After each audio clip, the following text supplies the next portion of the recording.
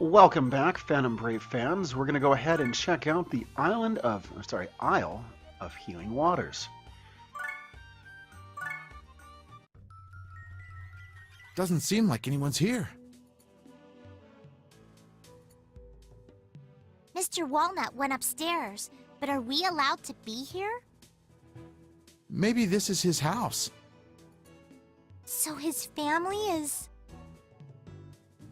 Damn it, where did she go?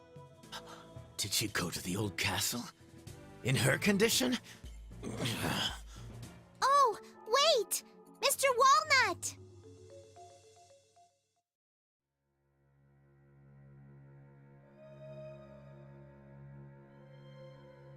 Wait, isn't the Isle of Healing Waters some kind of sanitarium? Of course. This is all Sulphur's work. I saw his servants here earlier. So Sulphur was trying to gradually invade Ivoire. Castile! Castile!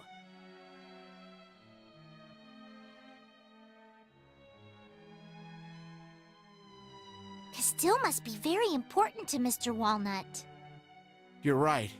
He's not too friendly. But he cares about someone.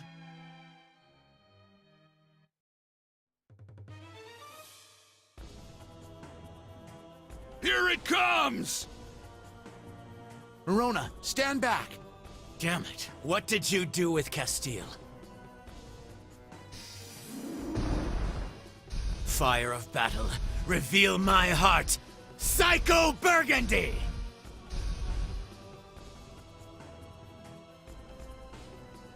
Alright, so we are done with that cutscene. Couple of quick notes. This lady over here, giving everybody that 30% boost they crave.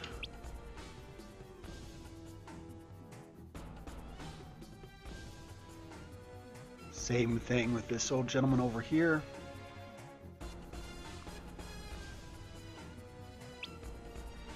And this is the reason that you can't cross over here. So basically we need to make our way over here and then run back over here. Here's some watermelon. We haven't seen those before. So I was talking with some people about how we've approached this particular playthrough of another Marona, and one of the things that was pointed out is that it's very boring to just watch Marona plow through everything. Let's do it! So we're going to be taking a look at different characters as we go through this. Let's do it! Just seeing what they have to offer, win, lose, or draw. Now we're not going to lose, because obviously Marona's not going to die anytime this weekend. I mean, look at these guys. Level 3. Oh no!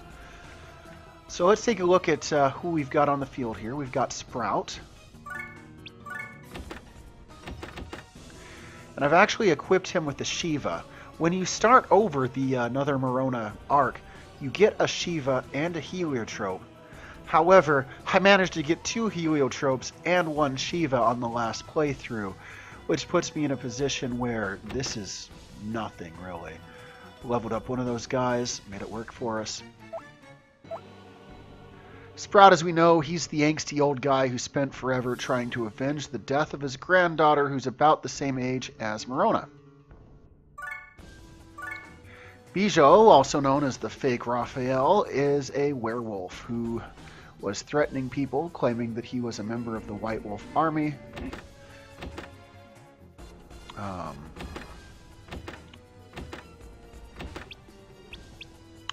So it's only fitting that he's using a heliotrope right now.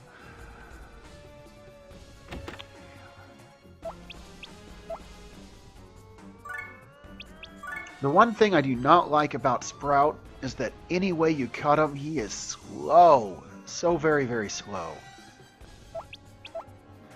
So if you do use him, you want to equip him accordingly. I'll probably upgrade his blade at some point. Bijou is also slow, not quite as slow.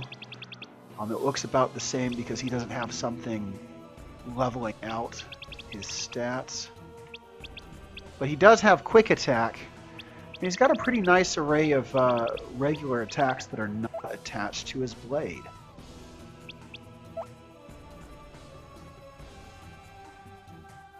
Oh, and here's this great rainbow shell that has yet to be explained. Suspicious.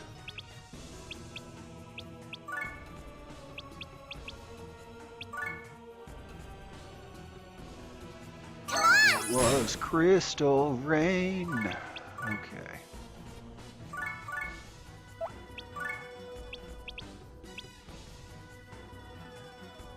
Need to do a little more leveling before I can show off all of his attacks, but that's okay.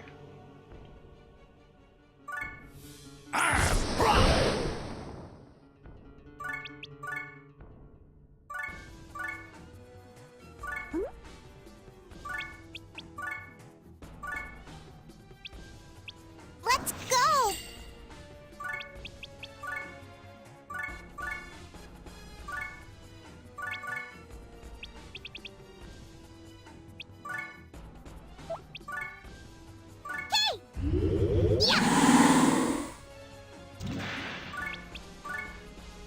Notice now that if we wanted to cross over, we could.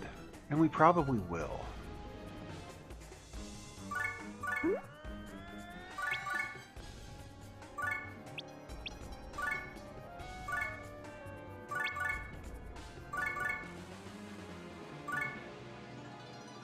Sprout has a very low remove time of only 3.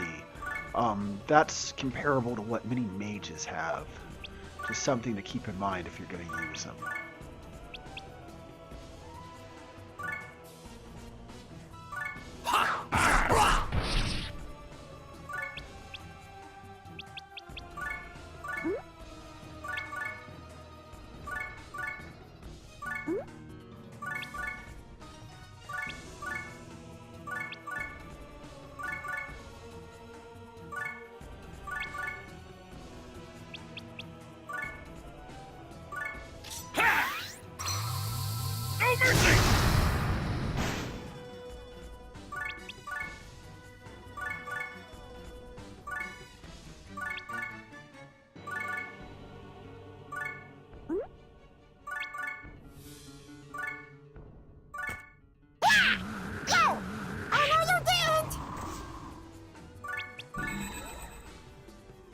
And we've got ourselves a watermelon.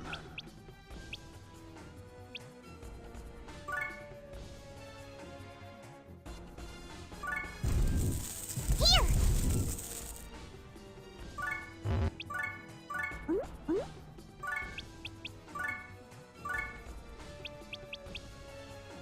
Now, Master Sword asked me to go ahead and use his character.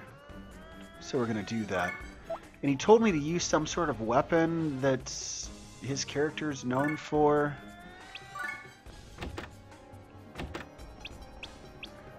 So I've gone ahead and given him a chief certificate, because I don't really remember, but that sounds about what he posted for me to do. If Master Sword had another weapon that he wanted me to use, he should probably tell me, because I think that certificate is in his name. Master certificate.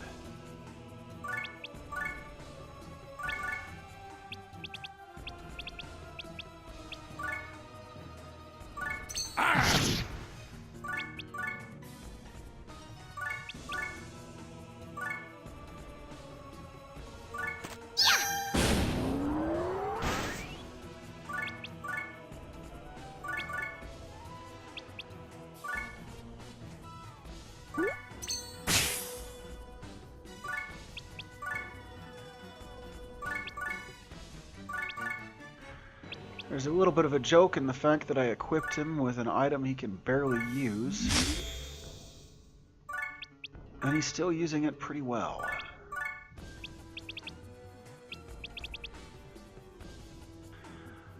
He does, Sprout does have Darky Boris from his sword. Sadly, without his sword he can't use it. He also has access to Dragon Punch, which, as we know, dragons usually have. Berserker, which we see on a lot of smaller blades, and Fire Slash. But with the exception of Berserker and Fire Slash, we can't use those other abilities unless we throw down the blade.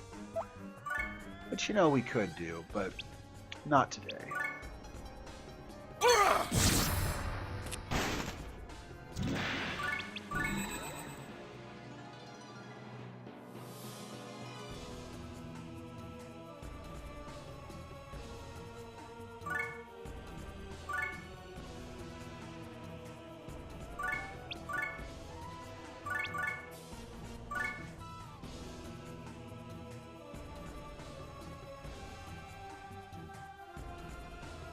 I'm just going to kill that guy with that ability just so that I get credit for using an ability. There's really no other reason to be killing people when they're already dead.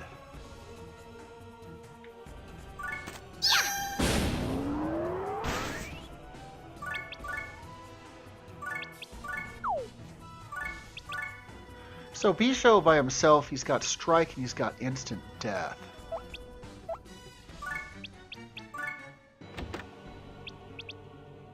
He's also got Fang Slash, Rock Crusher, Wolf Fang, and Beast Strike.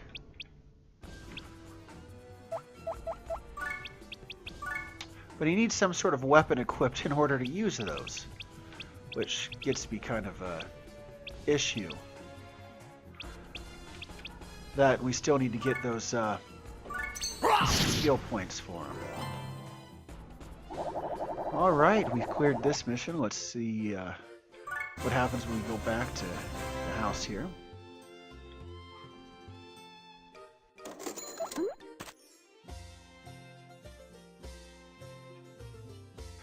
When you talk to these guys, they have different things that they say. He mentions that Sprout and himself has a high attack but short remove. He's also letting us know that Walnut requires hit points in order to function to his best ability, which is something we'll look at at a later point.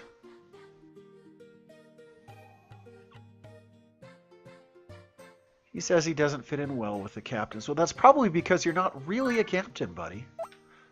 Just really quick, the zombie. He's Milan, a zombie. Why did I die? My remove turn is long, and my hit points recovers every turn. Obviously, I've got to level some of these guys up so we can use them, but not because they couldn't survive it with the level 3 or level 4 characters we're going after, but because Marona is so high and there's no way to reset her level that, well, here we are. For some reason, she can't recreate herself. I guess she's not God. So I'm going to go ahead and save and wrap this particular mission up. When we come back, we'll see what's going on and try to go further into the Isle of Healing Waters. Maybe we can get a clue as to where Castile might be.